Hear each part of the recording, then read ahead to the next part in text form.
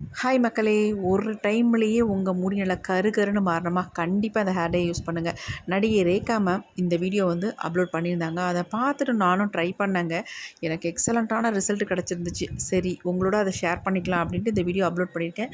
Video skip பண்ணாமல் பாருங்கள். பார்த்துட்டு இதேமாதிரி ட்ரை பண்ணுங்கள். நல்ல ரிசல்ட் கிடைக்கும். இளநரைகள், முதுநரைகள் எதுவாக இருந்தாலும் நல்லா கருமையாக மாற்றி கொடுக்குது. எனக்கு 100% ரிசல்ட் கிடச்சிது. அவங்க சொன்ன மாதிரியே இந்த ஹேர் டையை நான் ப்ரிப்பேர் பண்ணியிருக்கேன். வாங்க இதுக்கு நம்ம ஃபர்ஸ்ட் என்ன எடுத்திருக்கோம் அப்படின்னா, காஃபி பவுடர் தாங்க எடுத்திருக்கோம். எந்த பிராண்டு காஃபி பவுடராக இருந்தாலும் பரவாயில்ல. 5 ஸ்பூன் அளவுக்கு நான் வெறும் காஃபி பவுடர் மட்டும் எடுத்திருக்கேன். இது கூட நம்ம என்ன சேர்க்க போகிறோன்றதை பார்க்கலாம். இப்போ இந்த காஃபி பவுடரை நான் ஒரு இரும்பு கடாயில் போட்டுக்கிறேன். இந்த ஹேர் டையை ப்ரிப்பேர் பண்ணுறதுக்கு இரும்பு கடாய் தான் நீங்கள் பயன்படுத்தணும் அப்படின்றதுலாம் கிடையாது. நான் இரும்பு கடாயில் பயன்படுத்தியிருக்கேன். மேம் கூட சாதாரண பவுலில் தான் இதை ப்ரிப்பேர் பண்ணியிருந்தாங்க. சரி நம்ம இரும்பு கடாயில் ப்ரிப்பேர் பண்ணலாம் அப்படின்ட்டு இரும்பு கடாயில் ப்ரிப்பேர் பண்ணியிருக்கேன். 5 ஸ்பூன் அளவுக்கு நான் காஃபி பவுடரை இந்த இரும்பு கடாயில் ஆட் பண்ணிக்கிட்டேன்.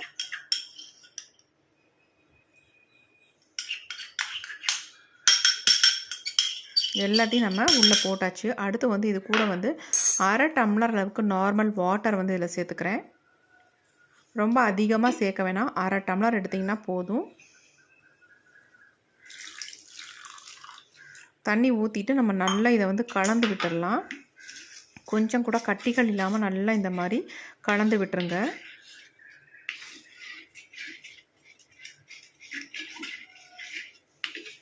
நல்லா கலந்தாச்சு. இப்போ இதை நம்ம அடுப்பில் தான் வச்சு நல்லா சூடுபடுத்த போகிறோம். நல்ல இந்த காஃபி டிகாஷனை நல்லா கொதிக்க வச்சு ஒரு திக்கான கன்சிஸ்டன்சி வர வரைக்கும் நம்ம இதை கொதிக்க வச்சு தான் எடுத்துக்க போகிறோம்.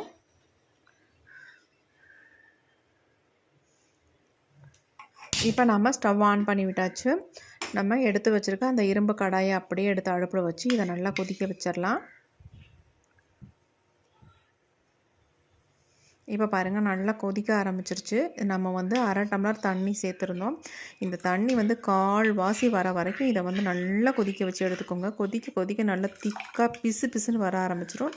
நீங்கள் இப்படி செய்யலைனாலும் டைரெக்டாக கூட ஆட் பண்ணிக்கலாம். ஆனால் இந்த மாதிரி நான் ரெடி பண்ணேன். நல்லா எனக்கு ரிசல்ட் கிடச்சிது. அதனால் நான் இதை உங்களுக்கு ஷேர் பண்ணுறேன். இதேமாதிரி நீங்களும் ப்ரிப்பேர் பண்ணி ஹேரில் அப்ளை பண்ணி பாருங்கள். உங்களுக்கு அமேசிங்கான ரிசல்ட் கிடைக்கும். உங்கள் வெள்ளை முடியலாம் நல்லா ஃபர்ஸ்ட் டைமே நல்லா கருன்னு மாறிடும். அந்தளவுக்கு ஒரு சூப்பரான ரிசல்ட் நமக்கு கொடுக்கும். எப்போனாலும் இந்த ஹேர் டையை நீங்கள் ப்ரிப்பேர் பண்ணி ஹேரில் அப்ளை பண்ணிக்கலாம். எந்த விதமான சைடு எஃபெக்ட்டும் நமக்கு வராது. நல்ல ரிசல்ட் கொடுத்ததுனால உங்கள்கிட்ட நான் சொல்கிறேன். இது என்னுடைய ஹேரில் கூட நான் அப்ளை பண்ணி காட்டுறேன். எந்த அளவுக்கு எனக்கு ரிசல்ட் கொடுத்துருக்கு அப்படின்றதையும் பார்க்கலாம் நம்ம. இப்போ பாருங்கள் நல்ல திக்காக வந்துருச்சு. இதை நீங்கள் தொட்டு பார்த்தீங்கன்னா கையில் பிசு பிசுன்னு ஒட்டணும். அந்த அளவுக்கு திக்காக நம்ம எடுத்துக்கலாம்.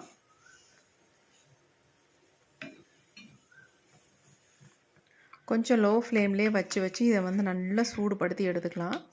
ஏன்னா நீங்கள் ஹை ஃப்ளேமில் வச்சிங்கன்னா அப்படியே பொங்கி எல்லாம் ஊற்றுறதுக்கு சான்ஸ் இருக்குது. அதனால் நல்லா பாருங்கள் எந்த அளவுக்கு பொங்கி வருது அப்படின்ட்டு. அதனால் குறைச்சே வச்சுக்கோங்க அனலை.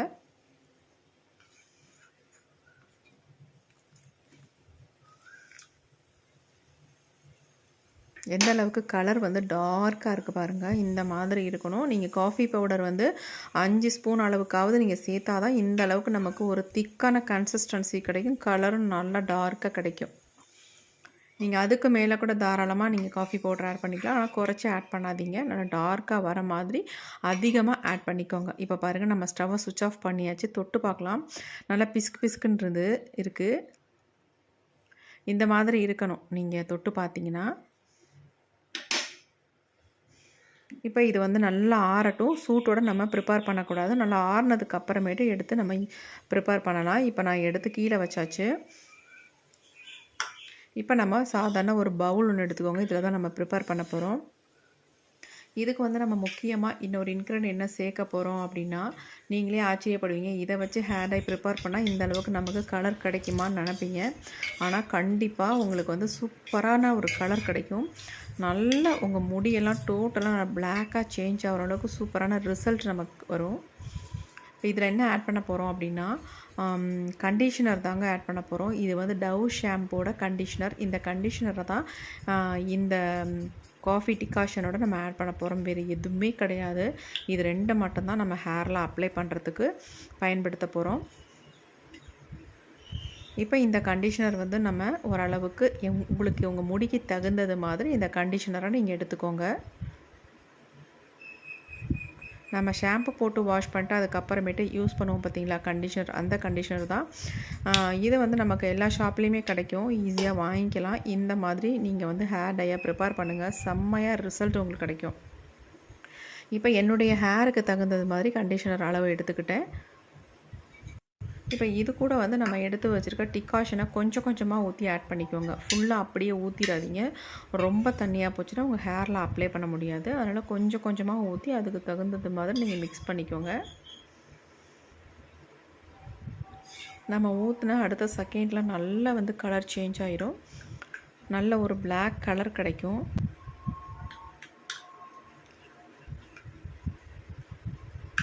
நல்லா இந்த மாதிரி கட்டிகளே இல்லாமல் நல்லா மிக்ஸ் பண்ணிடுங்க.